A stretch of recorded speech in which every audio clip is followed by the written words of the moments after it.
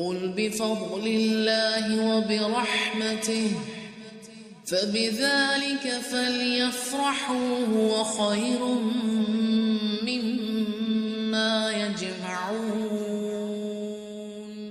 آدم علیہ السلام کے دونوں بیٹوں کا کھرا کھرا حال بھی انہیں سنا دو۔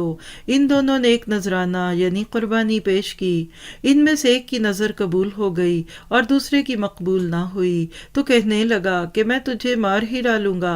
اس نے کہا اللہ تعالیٰ تقوی والوں کا ہی عمل قبول کرتا ہے۔ اس کو بھی ہائی لائٹ کر لے۔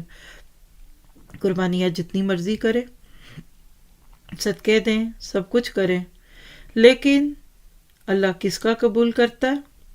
انما یتقبل اللہ من المتقین، اللہ متقین کی قبول کرتا ہے۔ اللہ تعالیٰ آپ کو مجھے بچا کے رکھے ان ساری چیزوں سے۔ گو تو میرے قتل کے لیے ہاتھ بڑھائے گا، لیکن میں تیرے قتل کی طرف ہرگز ہاتھ نہیں بڑھاؤں گا۔ میں تو اللہ تعالیٰ پروردگار عالم سے خوف کھاتا ہوں۔ کیا پتہ چلا کہ اللہ کا ڈر، اللہ کا خوف بھائی پہ زیادتی کرنے سے روک لیتا ہے۔ میں تو چاہتا ہوں کہ تو میرا اور اپنا گناہ اپنے سر پر رکھ لے اور دوزخیوں میں شامل ہو جائے۔ ظالموں کا یہی بدلہ ہے۔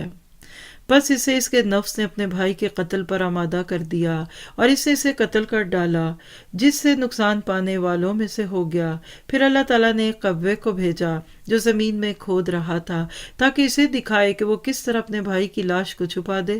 وہ کہنے لگا ہائے افسوس کہ میں ایسا کرنے سے بھی کیا گزرا ہو گیا ہوں کہ اس کوے کی طرح اپنے بھائی کی لاش کو دفنا دیتا۔ پھر تو بڑا ہی پشیمان اور شرمندہ ہوا۔ ذرا سا اس واقعے پہ غور کیجیے گا۔ حسد اتنا برا عمل ہے کہ انسان کو عالم سے اتار کر جاہل بنا دیتا ہے۔ بعض دفعہ لوگ علم کی بنیاد پہ بھی حسد کرنے لگتے ہیں، بعض دفعہ دنیاوی دولت کی وجہ سے حسد ہوتا ہے۔ اس آیت میں دیکھیے کہ اس نے بھائی کے صبر اور حلم کو تو اپنے لیے رول ماڈل نہیں بنایا کہ ہائے میں اپنے بھائی جیسا بھی نہ ہوا کہ میں ایسا کیوں کر رہا ہوں، اور ایک کوے کو دیکھ کر خود کو اس سے ریلیٹ کر رہا ہے کہ ہائے میں تو اس کوے سے بھی کیا گزرا ہوں۔ تو کیا پتہ چلا کہ شیطان انسان کو جہالت کی راہ دکھاتا ہے۔ یہ پہلا قتل جو قابیل کے ہاتھوں حابیل کا ہوا، اللہ کے نبی صلی اللہ علیہ وسلم نے فرمایا جہنم کا آدھا عذاب قابیل کو ہوگا۔ ہر قتل جو دنیا میں آج ہو رہا ہے اس کا گناہ گھومتے گھومتے، جس کو کہے کہ صدقہ جاریہ جو برے رنگ میں ہو، وہ پیچھے قابیل پہ پڑتا ہے۔ تو اس لیے کوئی برائی شروع کرتے ہوئے، غلط رسم، غلط ٹریڈیشن شروع کرتے ہوئے ضرور اس کو سوچیے گا کہ کہیں یہ میری قبر میں پچھلی فائلیں ہی نہ بھر دے۔